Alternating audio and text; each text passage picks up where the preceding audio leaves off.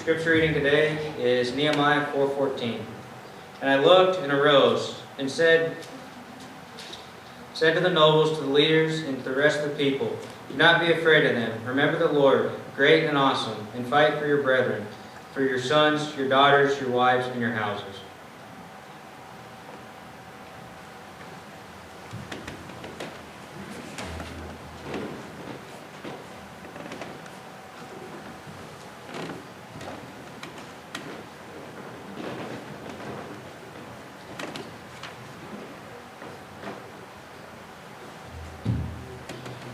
A couple of weeks ago, it's probably been longer than that, maybe even a month ago, we had a little study about Nehemiah that I was kind of doing up here in front. Kind of thinking that I would get back to the second half, the second part, and then we dove into the lesson. And the lesson was on Ezra and Nehemiah, and so I always wanted to get back to the second half of this story of Nehemiah, even though we've kind of been studying it in the Sabbath school lesson. And so, if you're tired of the book Nehemiah or Ezra and you're saying enough with that, don't worry. Nehemiah part 3 is not coming. It's only 2. And so what we're going to talk about today, the topic is the second half of a sermon that we started a couple months ago. In that part, we actually were talking and discussing the book of Nehemiah, the calling of Nehemiah, and how Nehemiah got to the point where he is in the story in Nehemiah chapter 4. And so if you have your Bibles, there's going to be a lot of text, and they're all going to be from Nehemiah 4 and 6. We're not going to bounce around much today. We're going to kind of focus on that. But I do have to give credit where it is due. Some of this information came from Craig Rochelle. He's the senior pastor at Life Church in Tulsa, Oklahoma. A friend of mine lives down there in Tulsa. But Life Church, pretty good sized church. So now, before we get into that though, there is just a little bit of disclaimer. The story today is not necessarily nice and neat. Some of it is a little bit negative. But I guess the point of it is, anytime God leads you or prompts you to do something meaningful, to make a difference, to do something that's positive, that benefits others, that's lasting, there's going to be opposition. And we studied a little bit about this in the Sabbath school lesson. We're going to dive into it deeper today. Throughout the Bible, you can see some of these other people in the Bible, some of the other pioneers. You see Adam and Eve had opposition with the evil serpent, the devil. Moses had Pharaoh, David had Goliath, Jesus had Herod and the Pharisees, the Jewish leaders, etc. Today, we will look at a guy, Nehemiah, that had opposition called Sanballat and Tobiah. Sanballat and Tobiah. So, maybe I should need to get this little thing. So, just in case you guys, you want to grab that for me, just in case you guys need a little bit of review, where we are in the story is at about 587 BC, God's people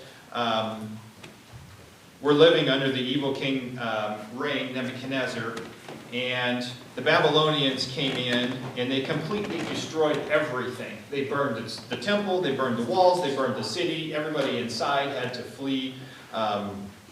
There was nobody left in the city. There was nobody left. There was no buildings left standing. Everything was completely destroyed. It was that way for a good long while until Ezra decided that he was going to kind of come back and help reestablish God's people. There was this guy called Nehemiah who was a cupbearer to the king of Persia, King Artaxerxes, and Did we get this on? Is it working? He he was visited by his brother. His brother gave him really bad news, and the bad news got him to feeling very, very bad and emotional for his people. His people were in ruins. They had no church services. They had no worship. They had no temple. The walls were in rubble and piles. And so he talked to his boss, and he says, I want to go help these people. His boss says, sure. In fact, I'll help you. I'll give you some servants. I'll give you some guards. I will actually give you letters to the people that are in the surrounding villages and the communities. They will give you the permission to take down some trees so you can build your walls or your gates. And so the guy is Nehemiah, who is seeking to follow God over and over again throughout the book. And we come to the part of today's sermon, today's presentation, today's topic. He is started on the walls. The wall progress is hard. There are not many people that are willing to work, and it is such a huge task. But the process is getting started. Now, when you step out in faith and you do something, do you ever feel like the devil redoubles his efforts? Sometimes you feel like that, when, man, I am really on fire for God. I know God and I have had some time together. We are in communication. That always makes me just a little bit cringy. What's going to happen next? What is the devil going to do? When God's work goes down, the opposition starts to heat up. The moment you start working for God, the spiritual enemy will try to resist. Whatever that is, that's whether it's your mission, your calling, your purpose. If you are doing God's will, there will be others in your life that will come and distract you, like Sanballat and Tobiah. So Nehemiah went back, he started rebuilding the walls, and he started building the gates. And you can read about this, the process. They took lumber and timber from the surrounding forest, and they started building gates. And so if you want to look in Nehemiah 4, we can hear just a little bit about the names of these gates. There was a valley gate, there was a fish gate, there was a horse gate, there was even a water gate. Not sure how that fit in there, the politics of it. But there was a dung gate. And all of these you can read about, but if it was me and I was choosing, I think I'd choose to live maybe by the fish gate, not the dung gate. Yeah. I don't know what happens at the dung gate, but I don't think that's very good. And as you can see, as these people were there, we're not talking about craftsmen, we're not talking about carpenters, we're not talking about people that knew this kind of work. They weren't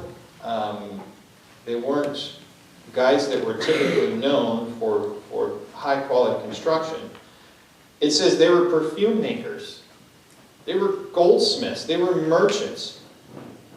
So Nehemiah asks for help, and what does he get? He gets a perfume maker to try to help build a gate, to try to help build the wall. How do you get a perfume maker to make a wall? That takes leadership. That takes God direction. But it was successful. God was leading. The gates were coming up. The progress was starting to go on. And people started to think, just maybe, we're going to get these gates and walls built. Sure enough, when the work starts gaining some traction, opposition shows up. Verse 1, we watch the opposition. Scripture says that Sanballat heard they were rebuilding the wall, and he became very angry and was greatly incensed. So what does Sanballat do? He sits there and he ridicules, as they were working, the Jews. He brings the army of Samaria with him. What are these feeble Jews doing? Now the word feeble, just so you know, is in the English language translated as a flower that is cut, a cut flower, not attached to any nutrient source or things like that, that is in the process of dying. And so here's Sanballat. He's like, these Jews are in the process of dying. What are they thinking? Their nation is over. Their country is gone. God is not with them. What are these feeble Jews doing? Will they ever rebuild and restore the wall? Will they ever start sacrifices? Will they finish today? Can they bring those stones back to life with a heap of rubble as burned as they are? And then Tobiah joins in the taunting and the ranting and the berating party. What are they building? Even a fox can climb up on it and would break those walls down. When the work starts to happen, opposition shows up. You've come to realize God has given you direction in your life. You've come to realize you have a new path. Maybe that's working on your marriage. Maybe that's getting out of debt. Maybe that's paying off your mortgage. And guess what? A $700 car repair bill shows up. Or maybe you're starting to serve in the children's Sabbath school. You realize a need and you say, you know what? I can do that. And so you get over there, and the first Sabbath you're over there, the sick kid throws up all over your lap. Is this what I believe God is calling me to do? Is this it? And then there's people around you. That's a dumb idea. You don't have what it takes. That's not going to work. You don't have the skills for that. Don't be surprised when you face opposition and you follow God's work in your life. And what do we know about this enemy? What do we know about the opposition? Remember, Satan doesn't bother those who are not a threat. If you're walking his way and following him, he's going to leave you alone completely. But the moment you step out and follow God, the flags go up all over hell and the demons are released to stop you from what you are doing, to stop you what God has put in your heart. Satan tries to oppose in any way he possibly can the will of God. But if you want an easy life, don't worry about it. Come to church, but don't engage. When you are, don't study, don't read, you can come to church every now and then, maybe once a month. Maybe read your Bible once a year. If you don't want opposition, stay out of the game.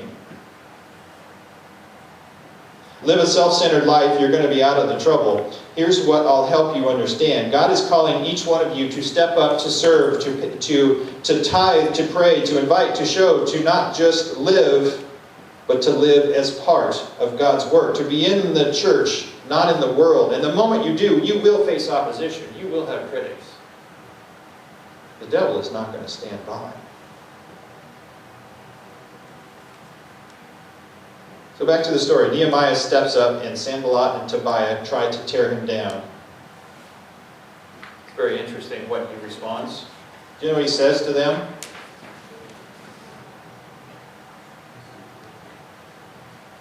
What does he do? He doesn't even do a thing. He doesn't respond. He doesn't defend. In fact, I hope you'll understand your response is not going to convert your critics. When you start coming back to church and people start looking at you like, what are you, some kind of a goody? You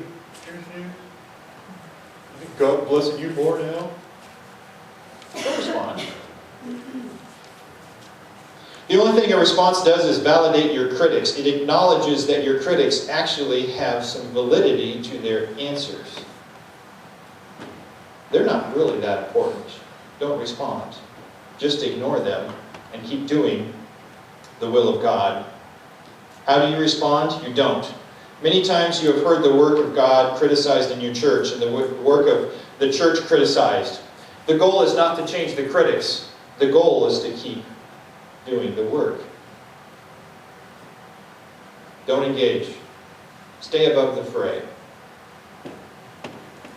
They're not important. God is important. Do the will of God.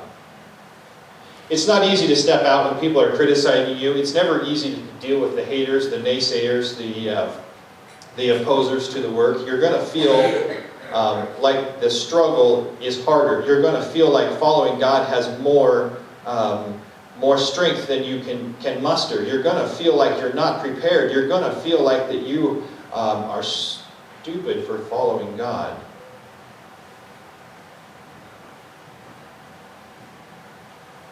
When the work goes down, opposition shows up. When I started Sono Anesthesia, my anesthesia company, there was not a lot of naysayers or critics. Nobody really kind of cared until Kearney Regional started getting built. When we actually were doing surgery, we were priming anesthetics, there's a lot of critics.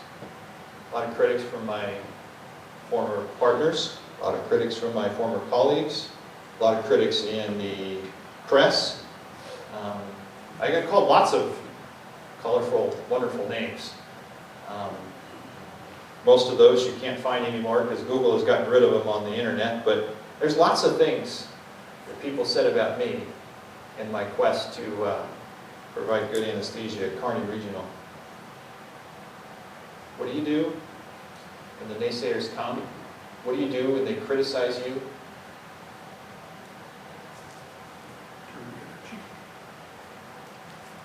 You don't respond. You redouble your efforts, and you follow God. Maybe it's to foster, maybe it's to start a life group, maybe it's to start a Bible study. People are going to say, you're not smart enough, you're not the preacher, you're not the pastor. You can't even take care of your own kids. How can you be a foster parent? You're undereducated, you're overeducated. Maybe the you that is talking is too negative, and you need to say, you don't know my God. You step out, and opposition steps in. That is why it's really important in any form of leadership, in any form of influence, in any form of ministry to tell yourself, I am not going to be moved by praise or criticism. I'll say that again. I am not going to be moved by praise or criticism. I'm not going to let the praise go to my head. I'm not going to let the criticism go to my heart. I'm not going to be moved with what people think. I'm going to be moved by what God thinks. I'm going to be moved with what God thinks. Let God be your guide and not the people that are around you. Here's what Nehemiah knows. He doesn't have to answer his critics. He understands that his answer is only to God. So instead of engaging on the lower level of criticism that's all around him, he turns to his higher power and says, God, hey, let's communicate. Verse 4. 4:4. Here's what he says. Hear us, O God, for we are despised. The haters have got us on our defenses. They are coming on to us. Now watch what he says. Watch what he prays. It's a good prayer. Turn their insults back on their own heads. Give them over as plunder in the land of captivity. Do not cover up their guilt or blot out their sins from your sight, for they have thrown insults in the face of the builders. Now, we're just going to stop right there. Is that what we're supposed to pray? I mean, that's probably not the best Christian prayer you could say. You know, those people that are opposing you, those people that are saying, you're not fit for this job, you shouldn't be following God because you're not worthy. You're going to say, sick 'em, God. Go get 'em. That's probably not the best prayer, but it's very, very effective. God, you fight my battles for me. God, it's up to you. You called me to this mission. You can continue this mission. As we move on, Nehemiah 4, verse 6. So he rebuilt the wall till it reached half its height, for the people worked with all their heart. So what did Nehemiah do in the face of opposition? He prayed, and then he got back to work. He sought God, and then he got back to work. He continued to work. Why? because there wasn't room for the critics in their heart, because they were doing the will of God. Nehemiah 4 verse 6, we rebuilt the wall and all of half its height, for the people worked with all their heart. When you work with all your heart, does that mean you're leaving a part on the table? Does that mean like, I'm going to work with all my heart at 50%? I don't know, it was like 2 or 3 weeks ago we talked about when somebody says, I'm giving it my all, they're probably giving 50% or maybe 60%. There's a movie called Facing the Giants. Very, very good movie with the Kendrick brothers. In the movie, it's a football movie. There's a guy in the movie who is I think he's like the defense kind of chief or the defense, you wouldn't say, maybe he's the team captain. But he's the guy that's leading the team. The team looks to him for their guidance. The team looks to him to provide a lot of leadership. And so I don't think he was the captain. I think, but he's a big guy. He's 6'5". He's 300 pounds, and the coach knows he's leaving some left on the table. And so he blindfolds him. He puts him on the 50-yard line, and then he grabs the lightest player on the team, and he says, all right, Brock, I want you to get on all fours. So he gets down on all fours. The other guy gets on his back, grabs the pads, and he says, all right, I'm blindfolding you. I want to see how far you can go.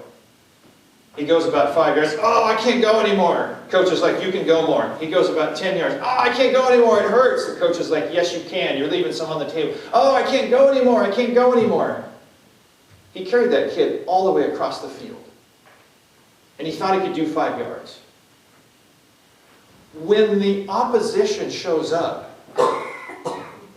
it will always sidetrack you. It will always derail you unless you are working with all your heart.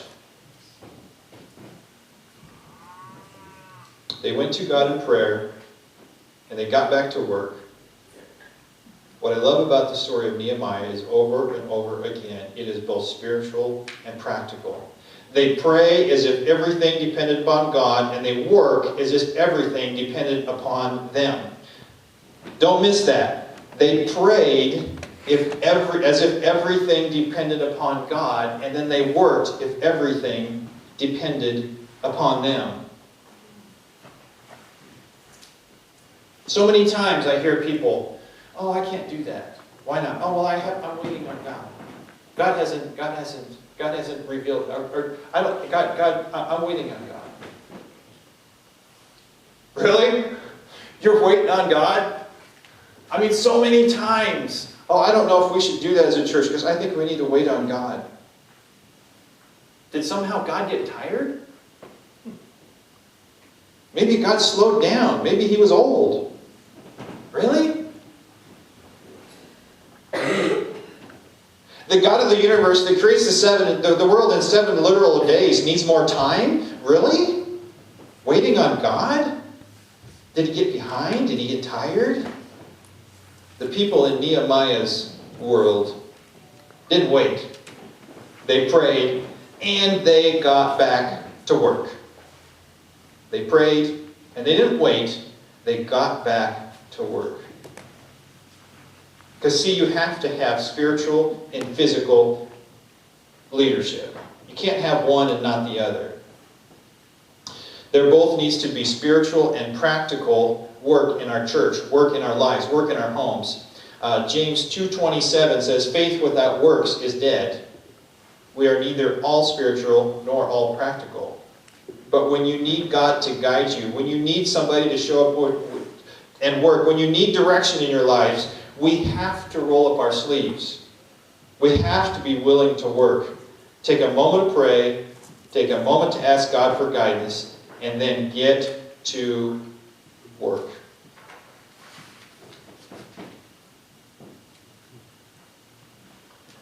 Let's continue on to verse 10.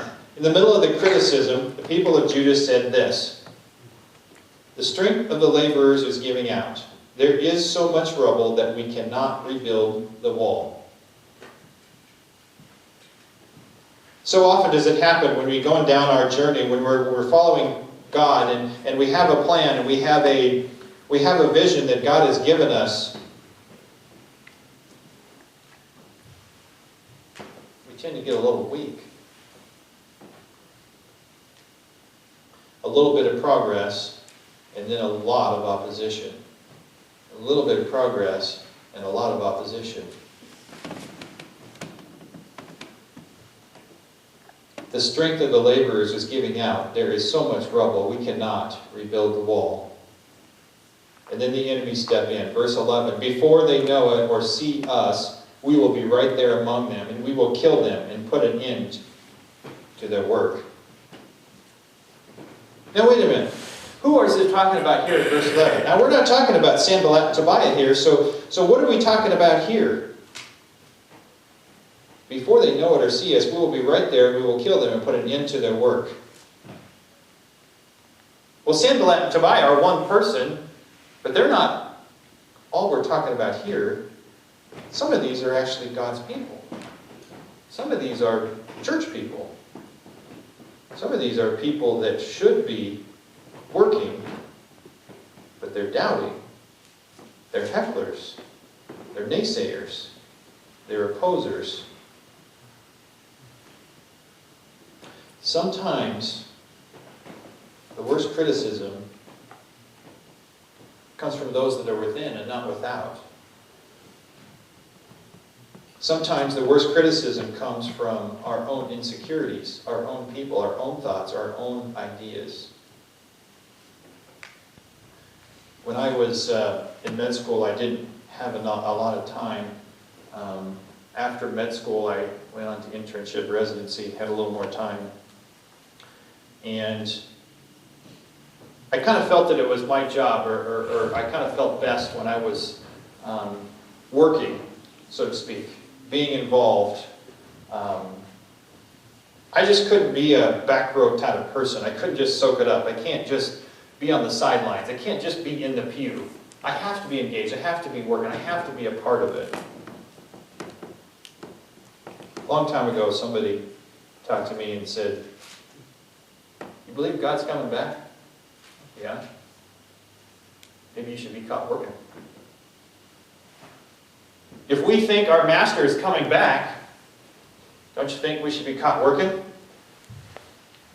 When the boss shows up on the job site, you better have a tool in your hand.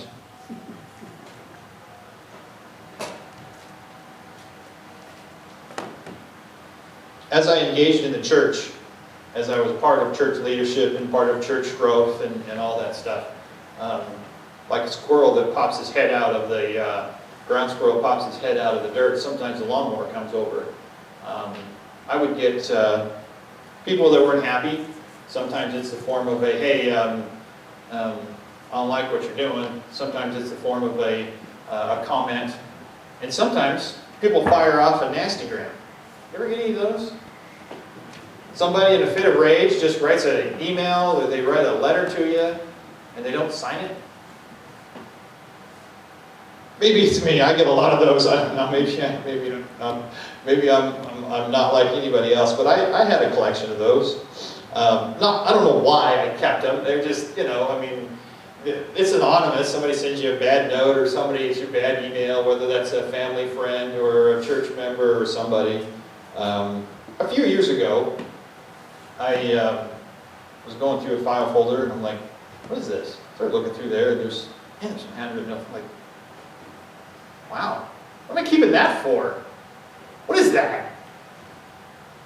Do I really want to keep that? Thinking about it, I tossed it, burned it, got rid of it. There is no room for negativity. There is no room for insecurity when you're following God. Some of you don't follow God because the truth of God is drowned out by our own insecurities. The truth of God, the calling of God, is drowned out by our own internal voice. The external opposition will only be as loud as my internal insecurities allow them. The external opposition will only be as loud as my internal insecurities allow them to be. The voices in my head are much stronger than the voices outside of my head. If we tell ourselves we're not good enough, but we say, I can't do that, I can't be called by God, I don't know the books of the Bible. How can I lead a Bible study? I haven't been a Christian. That's for the preachers. That's for the elders. What if I invite my neighbor to my house and it's not clean?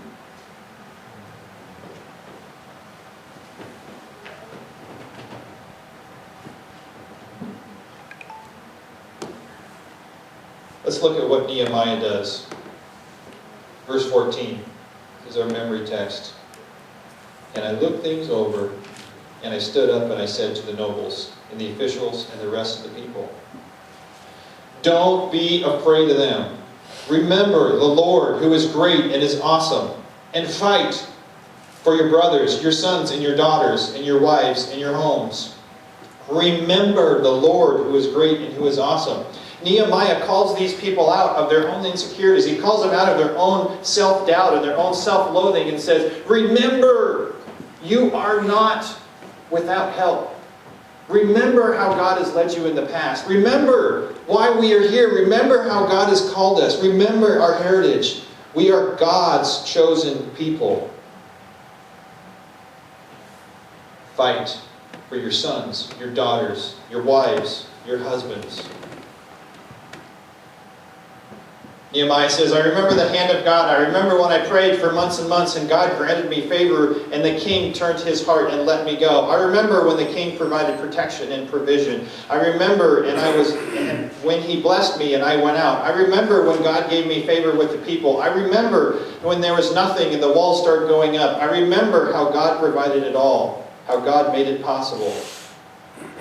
Just imagine standing before those who are opposed to Nehemiah. He says, remember the Red Sea. Remember the Egyptian bondage. Remember how God led us with the pillar of fire by night and the cloud by day. Remember how we walked on dry ground. Remember the goodness of God. Remember this right here is the temple that God has set up. Remember how God has led us in the past. When the work goes down, the opposition comes up. Do you remember how God has led you in the past? Do you remember the faithfulness? Do you remember the sacrifice? Do you remember the cross? Do you remember the guilt and the shame, the brokenness that God has brought you from? For it is by grace you are saved, not by faith, not by works. When I was 12 years old, I decided there was two options. One option was to follow what I was going to do, my ideas, my thoughts, my will, my self-determination. Even at 12, I thought I was pretty important. Selfish, vindictive, dishonest, prideful, all of that stuff. But it's like, at the end of that, what do I get? Just me. I says, God, from here on out, you're in charge. I follow you. No matter what it is, no matter where you go, no matter how hard, how difficult, I'm yours. I'm following you. And I tell you, sometimes it's not all what you think. There's not a straight trail. It's sometimes there's trees growing over. Sometimes you're wandering around in the desert like, where did God go? But remember how God has led you in the past. Remember, if He's done it in the past, He'll do it again. If He's done it for me, He can do it for you. Encouragement, positive thoughts, and remembering our Lord, our God. The greater the opposition, the greater the opportunity for God to fight for you. If you've got some bad news, if you've got a bad MRI report, if you've got a bad biopsy report, if you've got a family member, a friend who's falling away from God, and maybe it's a brother or a sister, maybe it's somebody that you really care about, God will fight for you. Remember how God has led in the past. Nehemiah says, remember how God has led us in the past. Don't be afraid. Don't be discouraged. Don't be worried. Remember Remember your sons and daughters. Fight for them. Fight for them. Fight for your family. Let's look at that again. What does verse 14 say? Fight. Fight.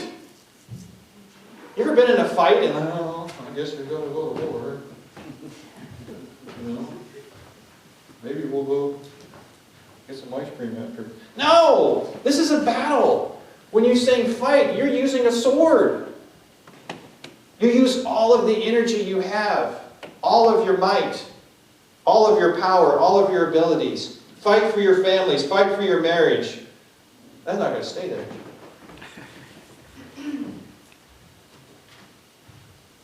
God didn't call you to give up. God didn't call you to leave you to the battlefield and then give up. Fight. Fight for your family. Fight for your church members. Fight for your friends. I'm called by God. God led me to this spot. God led me to the battlefield. Remember the Lord and fight. What you do, there's always things that you can feel as self-doubt. Fight for your God-called mission. Nehemiah felt God's calling, sat down and cried, worked with God to a plan, followed God through that plan, and in the end, there was great victory by the Israelites and the nation of Israel. One more thing we're going to talk, and then we're going to close up here. Nehemiah 6. In Nehemiah 6, verse 1, you see the enemy's plan of Nehemiah with Sanballat and Tobiah. Geshem throws his weight behind it and tries to chastise and to make fun of the work and the accomplishments. But they hadn't quite finished yet. So what does Sanballat and Geshem do? Sanballat and Geshem sent a message to Nehemiah, and we're in here, 6, verse 3. They sent a message to Nehemiah, and they said, hey, you know what? We got something we want to talk over with you. We think it's very important. You're a very important guy, and you obviously can show us that you're pretty cool in leadership. We want you to have a meeting. You know the meeting place? Where did they tell him to meet? What was the name of the meeting place? Oh, no. If your enemy says, we need a meeting, and it's in the town of Ono, maybe you should say, oh no, I don't need to go there.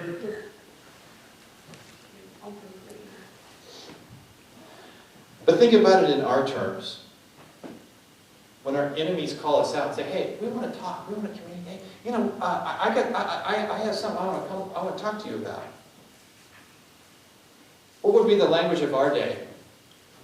Wow, my critics are finally coming to the table. This is an opportunity. This is great. Maybe we can convert them. Maybe we can get them on our side. We might be thinking that, oh, hey,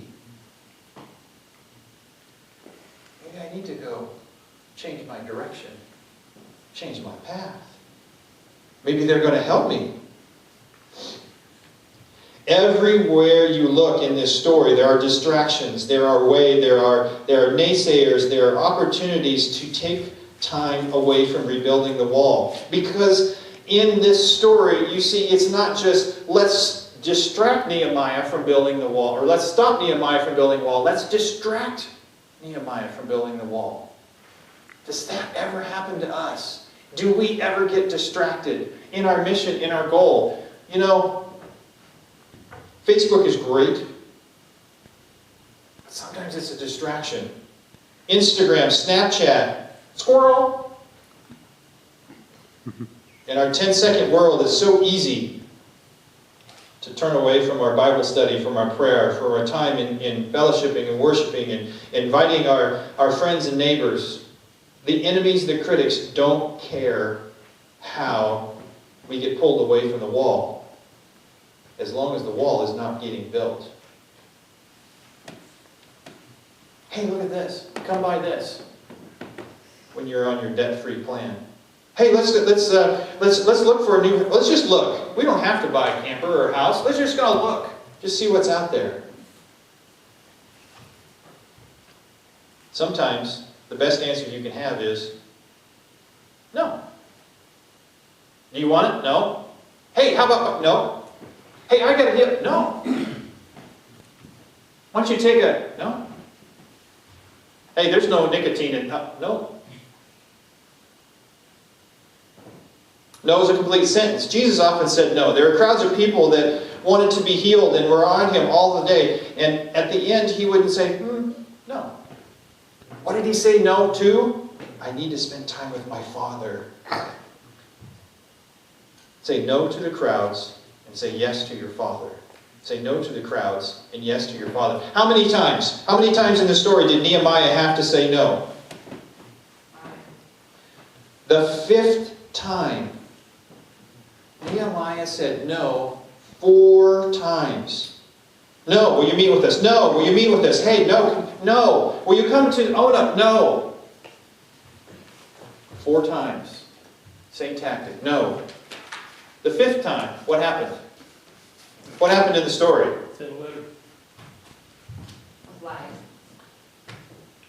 Geshem says, I know how I'm going to get this guy. Obviously, my tactics aren't working. I'm going to appeal to a different side of Nehemiah. What is his story? How does the story change now? It is reported, this is a message sent by Sanballat to Nehemiah. It is reported that among the nations of Geshem, it says true. And Geshem says it is true that you are the Jews are plotting a revolt and therefore are rebuilding the wall. Moreover, according to these reports, you are about to become king and have appointed prophets to make this proclamation about you in Jerusalem. There is a king in Judah. Now this report will get back to the king. So come, let us confer together. Let us confer together. What does Nehemiah say? Immediately after that, Nehemiah has a great response.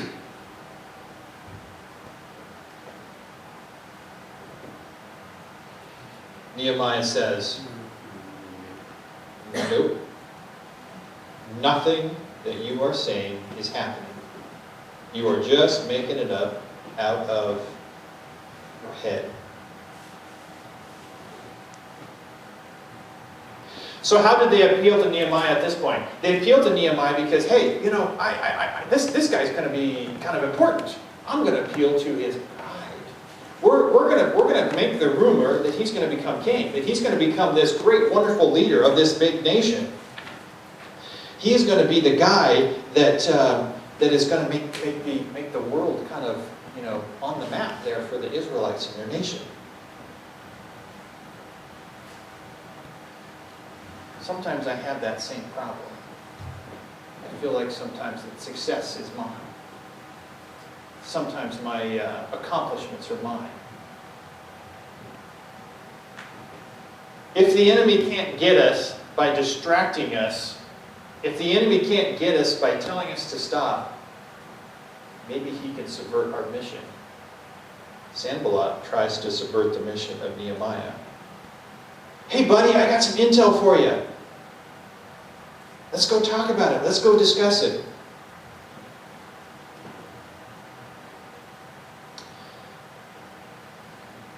As the story goes on, he visits the house of a friend of his, I can't even remember his other name, Shedemiah, who was shut in at his home, and he said, "Let us meet in the house of God inside the temple. Let us close the temple doors because men are coming to kill you, and they might be coming to kill you tonight." What's Nehemiah's response? Should a man like me run away? Should one like me go into the temple to save his life? I will not go. Nehemiah says, should I run from danger? Should someone in my position use special privileges to get away from destruction or to get away from hardship? Because they were hoping to intimidate. They were hoping to discredit. They were hoping that they could get Nehemiah worried or concerned for his own life and away from the calling that God had for him. But Nehemiah says, no, it's not about me. It's not about me. It's about these guys right here. It's about building the bricks. It's never been about my kingdom. It's never been about what I'm accomplishing. It's about what God is building through these bricks. It is what God is accomplishing through me. It's not me. I'm not planning on establishing. None of which you are saying is true. You are all making it up out of your head, verse 8 says.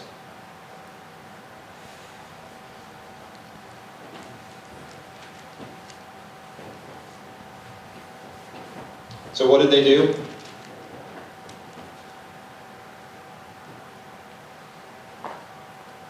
It's more important what they didn't do. They didn't come down. They didn't stop. They didn't get off the ladder. In fact, when Nehemiah says this, he didn't even stop building. He said, I sent a messenger. I didn't even come off the wall. I didn't come off the ladder. Nehemiah responds and says, none of what you are saying is true. Strengthen me, encourage me, empower me to continue to do the work. Continue to do the work of rebuilding the wall. When they got discouraged, when the process got hard,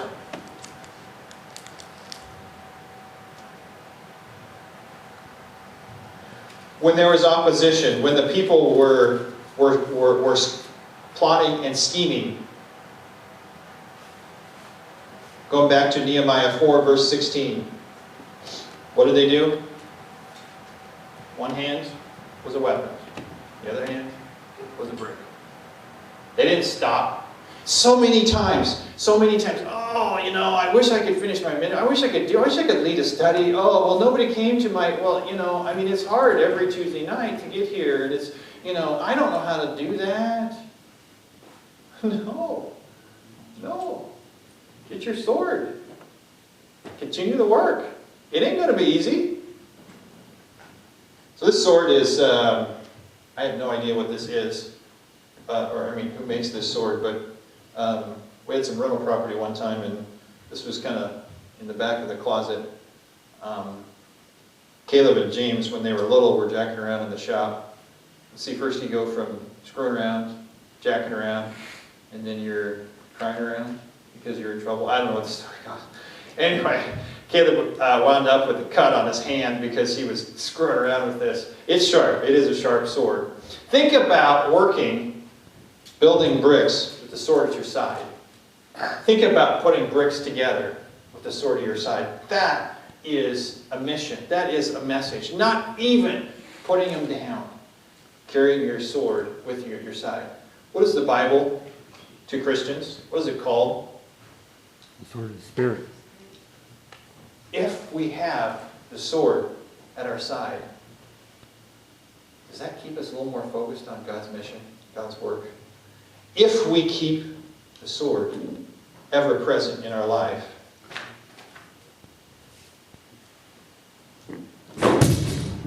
dangerous sword. I'm going to put this back here so I don't cut my toe off or something. Well, we're going to close. The end of the story is very, very impressive. You have to read this. You have to go to it. Nehemiah 6, verse 15.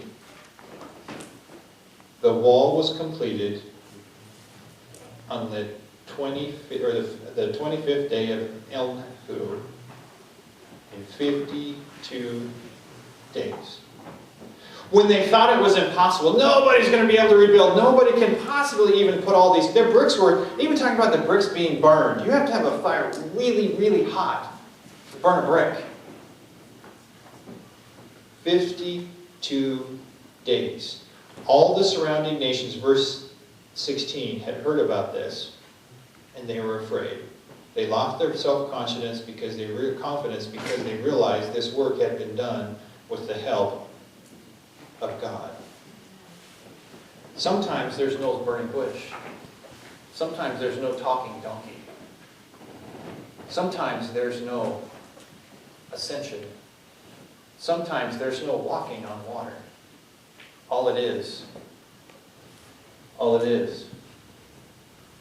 grabbing the sword, grabbing the brick, and go to work. And miracles happen. All the nation that surrounded the Israelites said that was a miracle. The story of Nehemiah is very powerful. There's a lot of messages. There's a lot of learning lessons. But most importantly, do good work. Do good work that God has called you to do. Do good work that God has called you to do. And don't listen to the naysayers. Don't listen to the distractors. Keep the sword of the Spirit with you. And you will accomplish miracles for God. So, our closing song.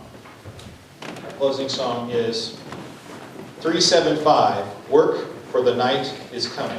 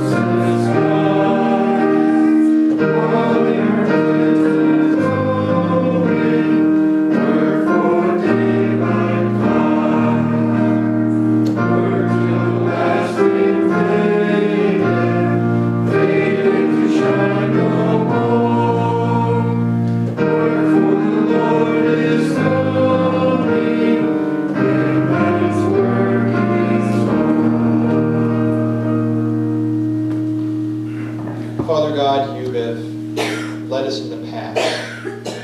You have made us, you have redeemed us, and you have called us to a good work, a great work. Lord, I pray that we will always stay focused on that work that you have called us to do. Don't let the naysayers, don't let the people, don't let our inner self-doubts deter us from continuing on the work you have called us for. I pray in your name. Amen.